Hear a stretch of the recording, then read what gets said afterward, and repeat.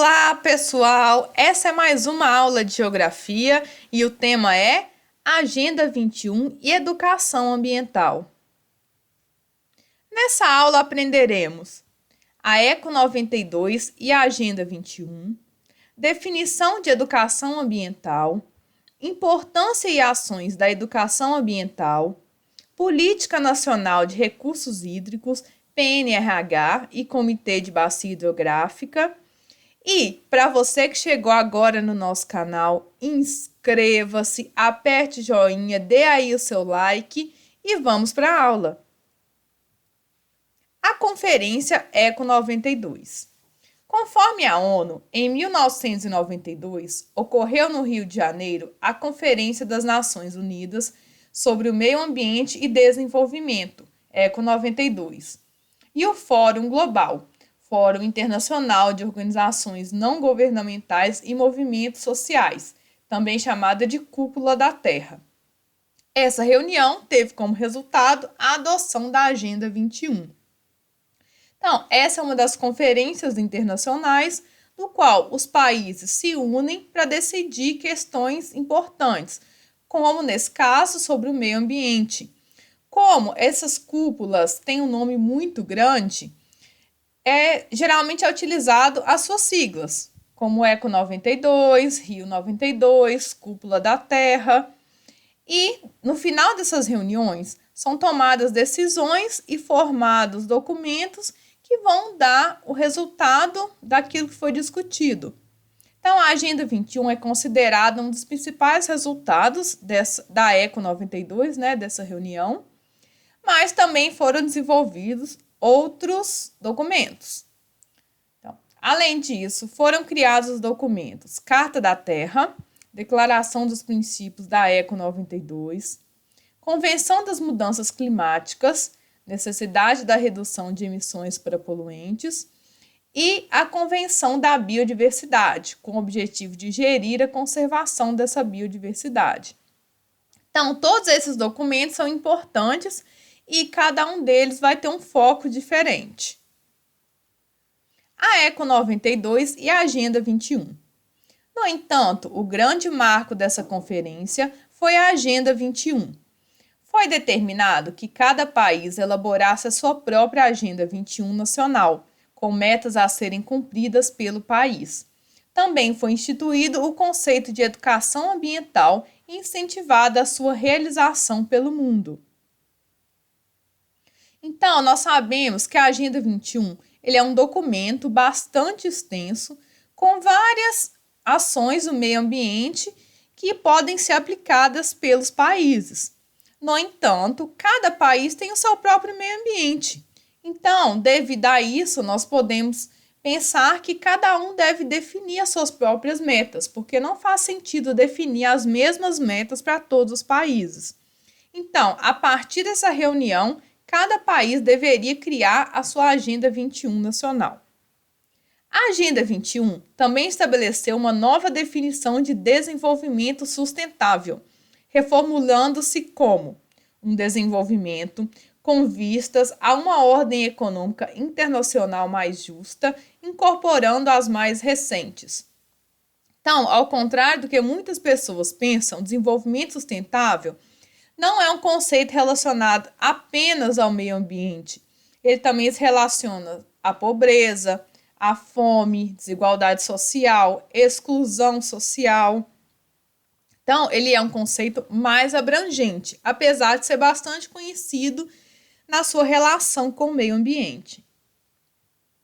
Educação ambiental e Agenda 21. Na Eco 92, a educação ambiental foi definida no capítulo 36 do documento da Agenda 21, como processo que busca desenvolver uma população que seja consciente e preocupada com o meio ambiente e com os problemas que lhe são associados. Uma população que tenha conhecimentos, habilidades, atitudes, motivações e compromissos para trabalhar individual e coletivamente na busca de soluções para os problemas existentes e para a prevenção dos novos. Então, nesse finalzinho aí do conceito, a gente vê a relação da educação ambiental com a sustentabilidade. Porque a sustentabilidade visa o pensar no hoje e também no futuro, né, das próximas gerações. Então, quando ele fala buscar soluções para os problemas existentes, ele quer dizer o hoje. E para a prevenção dos novos, significa o futuro.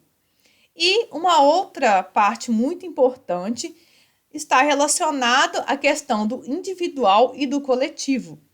Porque hoje nós sabemos que nós temos que melhorar as nossas ações tanto na questão individual quanto na coletiva. Cada um de nós deve cuidar do meio ambiente, evitar produzir lixo, não jogar o lixo no local errado. Então, nós temos várias ações, né? Deixar de consumir mais produtos do que a gente necessitaria, racionalizar o uso da água. Então, essas coisas são individuais, é aquilo que o ser, né, individual pode fazer para poder melhorar o meio ambiente. Mas nós também temos que ter ações coletivas. Então, aí a gente pode cobrar principalmente dos nossos governantes para poder ajudar nessas questões coletivas, para que todos sigam aí, se preocupem com o meio ambiente. Educação ambiental. Conforme o Congresso de Belgrado, promovido pela Unesco em 1975, a educação ambiental é um procedimento que visa o ensino ou a formação da população em geral, que possui os conhecimentos, o estado de espírito, as motivações, competências, a vontade de se integrar para a criação de uma consciência com relação aos problemas do meio ambiente que sejam de sua responsabilidade, com um envolvimento que permita que eles realizem ações individualmente e coletivamente para impedir problemas futuros e resolver os atuais. Então, essa fala é bem parecida, né, com a anterior. A gente deve lembrar que a educação ambiental ela visa a consciência das pessoas com relação ao meio ambiente. Então, a educação é uma forma de conscientizar as pessoas sobre várias coisas. Então, a educação ambiental ela visa mostrar para as pessoas a importância do meio ambiente e conscientizar para o fato que nós precisamos preservá-los e que nós temos que assumir a responsabilidade pelaquilo que nós fazemos nesse meio ambiente. Um dos caminhos mais eficazes de difundir o senso da consciência sobre a importância do meio ambiente e da sustentabilidade é por meio do ensino. Assim, a educação ambiental é um dos métodos difusores dessa ideia. Portanto, é um processo que visa ensinar e modificar as convicções do público em geral.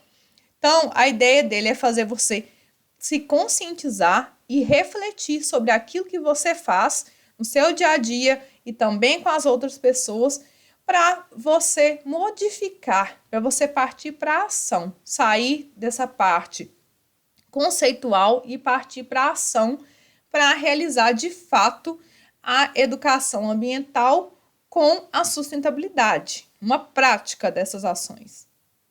Pois, para que aconteça essa transformação, é preciso introduzir os novos conhecimentos à comunidade para que essas realizem ações práticas em prol do meio ambiente. Hoje, vivemos em uma sociedade de muito discurso e pouca prática.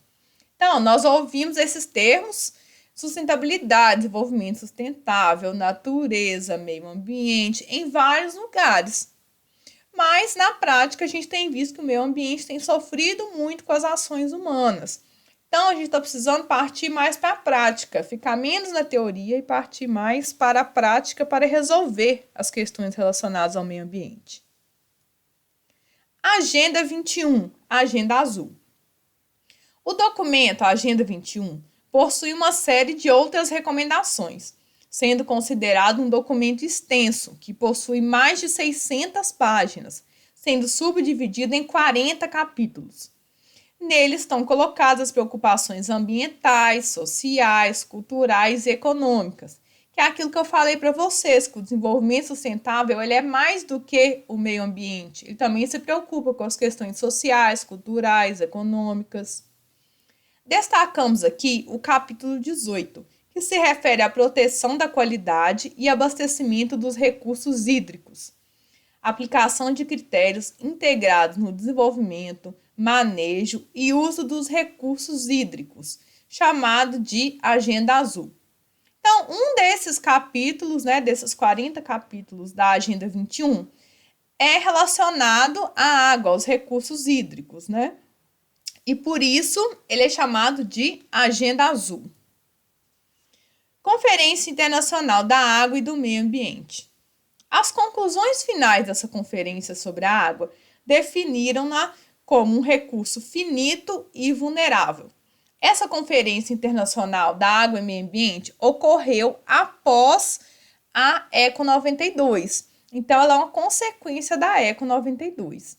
E uma das coisas muito importantes que ela diz é que a água é um recurso finito e vulnerável, porque durante muito tempo foi ensinado, inclusive nas escolas, de que a água é um recurso infinito.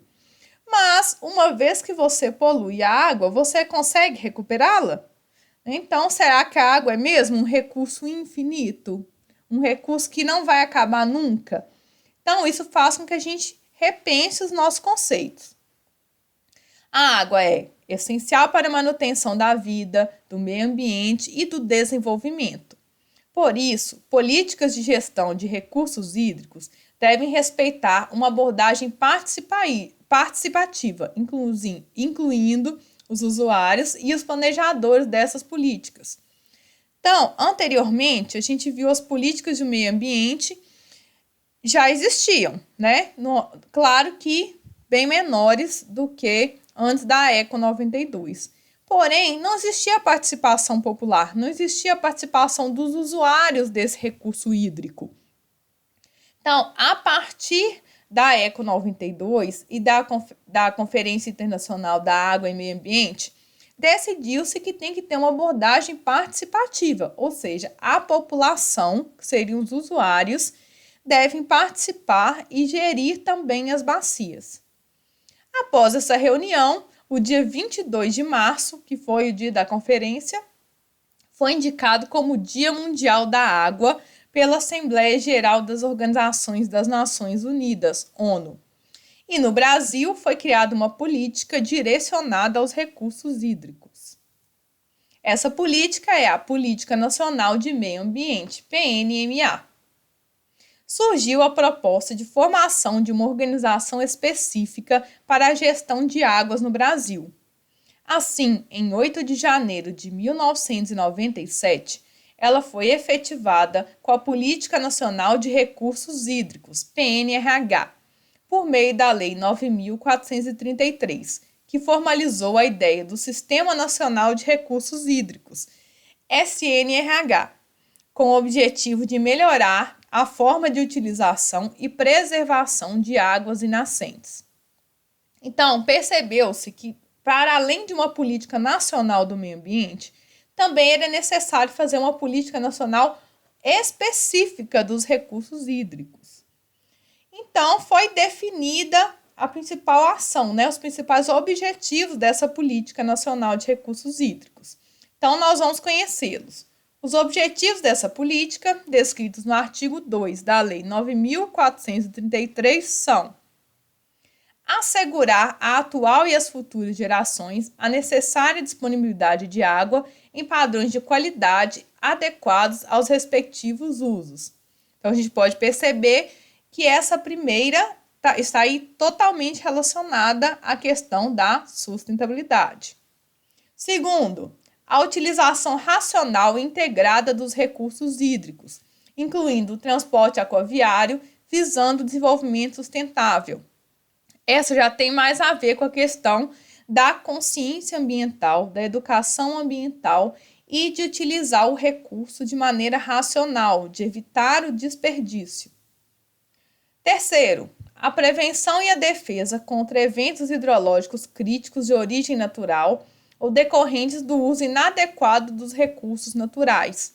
Então, essa aí tem a ver com a prevenção de inundação, enchente, transbordamento dos rios. Então, essa política é muito importante para que não ocorram também problemas aí com as sociedades humanas. E a quarta, incentivar e promover a captação, preservação e aproveitamento das águas pluviais, que são as águas das chuvas. Comitê de Bacia Hidrográfica. Existe uma estrutura de organização do Sistema Nacional de Recursos Hídricos composta por diversos setores, como a Secretaria Executiva, a Agência Nacional das Águas, a ANA, e o Comitê de Bacia. Então, o que se decide com relação à bacia hidrográfica é realizado por vários setores, desde a parte governamental, que vai dar a sua própria opinião, assim como o Comitê de Bacia.